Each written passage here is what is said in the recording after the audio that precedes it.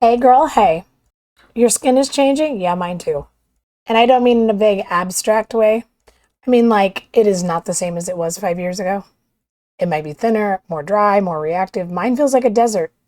You might be seeing pigmentation you've never seen before, or accelerated pigmentation, a change in the texture, or breakouts, like feeling like you're a teenager kind of breakout.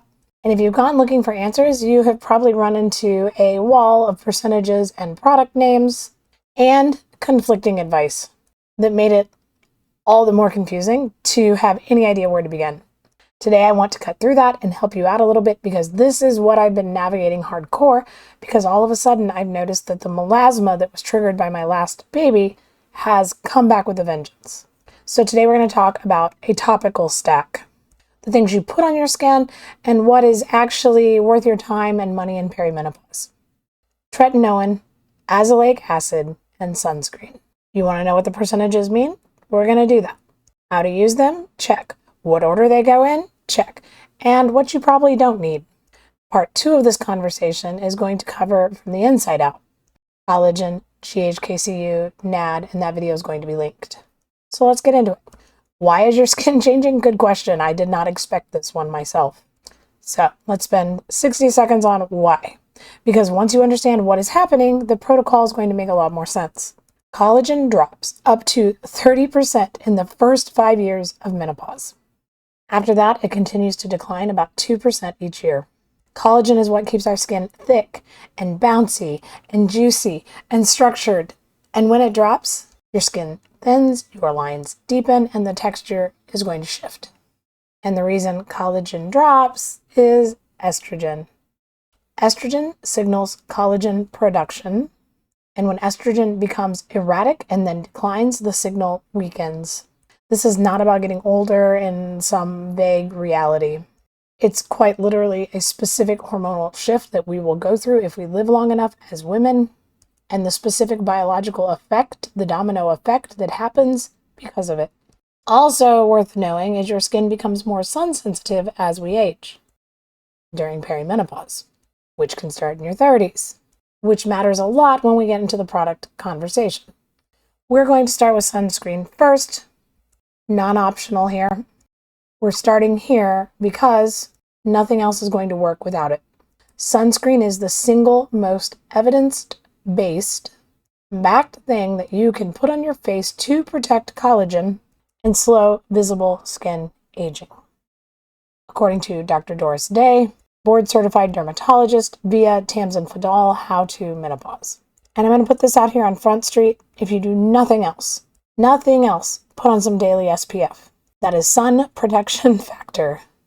All right, what do you look for in SPF? SPF 30 is the minimum for meaningful protection. SPF 50 is better if your skin is reactive or you are using actives like tretinoin or azelaic acid. Now, mineral versus chemical sunscreen. Mineral sunscreens use zinc oxide or titanium dioxide. They sit on top of the skin and physically block UV ultraviolet light.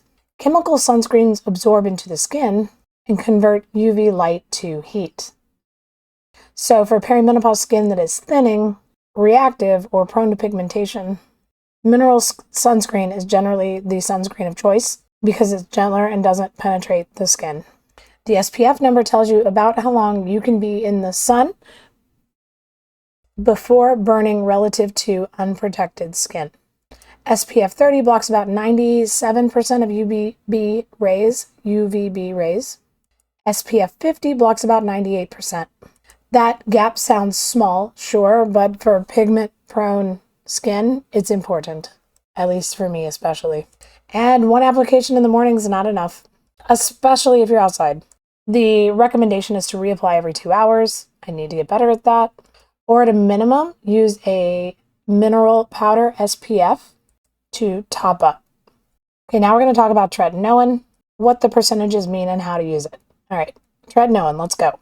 Tretinoin is a vitamin A derivative, a prescription-strength retinoid, and it is one of the most studied topical treatment for skin aging that exists today. It works in 2 main ways. First, it speeds up cell turnover, Old, dull, pigmented cells leave the skin faster. And second, it stimulates collagen production. One study measured collagen in sun-damaged skin before and after 10 to 12 months of daily tretinoin use.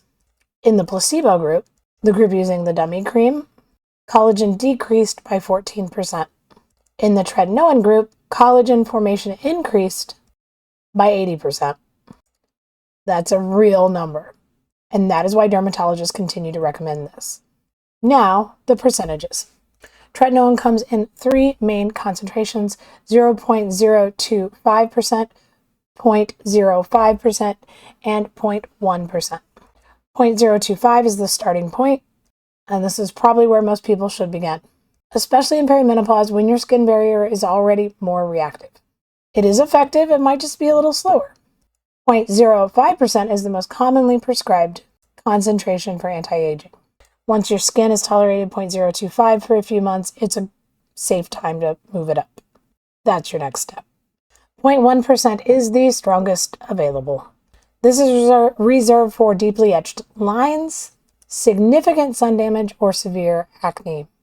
And girl, more is not always better. I know I want to believe that sometimes too, but it's not. A higher concentration of this with skin that is not ready means a lot more irritation, more barrier disruption, and worse results. Okay? There was a study that compared 0.025 and 0.1% and found similar results in skin improvement over time. So relax, breathe. But the higher concentration group, worth knowing, had more significant side effects. So look at it like lifting weights, something I love to do: eat, sleep, breathe, lifting weights here. You don't go in and start with the heaviest bar in the room. You're going to hurt yourself. You build, you earn it. So, how to use it? Apply at night only. Tretinoin breaks down in sunlight and makes your skin significantly more sun sensitive. I can attest to this. I am living proof.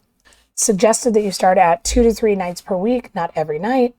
Let your skin adjust. After 4 to 6 weeks, if you are tolerating it well without any significant side effects, no peeling, no burning, then you can move up to every other night. After a month, if your skin is still handling it well, you can move to nightly use. It's suggested to use the sandwich method: moisturizer, tretinoin, moisturizer. This can help reduce the irritation while you build up your tolerance. No, I'm not going to make that joke. I was going to say, think of it like drinking. You need water, then you can have your drink, then you have more water. Bad idea. I don't advocate drinking. I've actually had to stop because of perimenopause. But anyway, you're going to want to apply this to clean, dry skin. Don't mix it with water. Your damp skin can absorb it more aggressively and can completely increase irritation. I tried it. Do not recommend. What to expect? Weeks 1 through 4 is purging phase, where your skin is going to push everything to the surface faster. It's what I've been living through right now. Some breakouts, some flakiness, all normal. Weeks 4 to 8, things are going to probably start to calm down. Your texture is going to start smoothing out. Months 3 to 6, visible improvement in fine lines, pigmentation, and overall skin tone. Month 12 and beyond, yeah, this is a commitment. It's a long game. Now we're moving on to azelaic acid, or AA for short. It is one of the most slept on ingredients in skincare, and it's particularly relevant in perimenopause for a very specific reason. Azelaic acid is indicated for acne, rosacea, melasma, post-inflammatory hyperpigmentation. These are the dark marks that linger after breakouts or irritation. And girl, in perimenopause, when your estrogen starts to roller coaster, those are driving your pigmentation. When your rosacea and flushing become more common, when inflammation in the skin increases because of estrogen's anti-inflammatory effects are on the decline, azelaic acid addresses multiple things at once without the irritation profile of tretinoin. Now the percentages. Over the counter, meaning no prescription needed. You can find azelaic acid at 10%. Prescription formulations are 15 to 20%. And these at 15 to 20% have been proven to produce clinically meaningful and significant improvements across all major indications with mild and transient side effects. In melasma specifically, 20% azelaic acid demonstrated similar efficacy to hydroquinone, hydroquinone, a gold standard depigmenting treatment with a better safety profile. All right, so how does it work on pigmentation? Azelaic acid inhibits tyrosinase. Tyrosinase is the enzyme that drives excess melanin production. Block the enzyme, slow the pigment. That's the mechanism. Can you use azelaic acid and tretinoin together? Yes. Many dermatologists use them as a combination protocol.